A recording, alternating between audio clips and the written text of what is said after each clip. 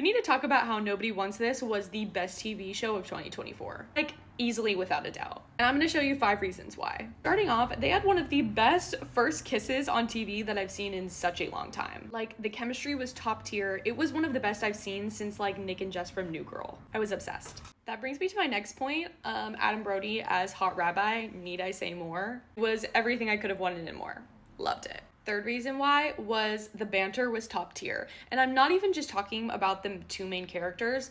I mean, don't get me wrong, I love them. Their banter was perfection. But the banter between all of the other characters was just incredible, which is just another reason why I love the show. The side characters were almost better than the main ones. I cared more about their stories. I loved them just as much. And this is so different to other shows on Netflix. I feel like with Bridgerton, I did not care about the characters on the side. It was so frustrating how little I cared about them. On this show, I cared more about Sasha and Morgan and Esther. They were so funny and so likable. Morgan and Sasha, then Sasha and Esther, I loved it. That's how you know a show is well written, when you care just as much about the other side characters than the main 2.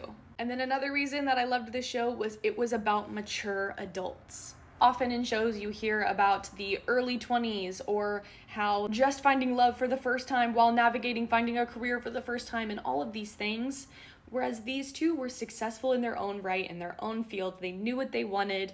They were also very open and vocal about what they wanted, admitting when they were insecure, trying to open up to each other, trying to keep communication open. My last point, Adam Brody was such a green flag. I really feel like we've been used to these characters that are so toxic and crazy, whereas in this show, it just was so genuine and mature, like I said before. To hear her out, wanting to be honest, just so different than what we've seen with Netflix, and I loved it. These are my 5 reasons why it was the best show of 2024. Let me know what you think and if you agree.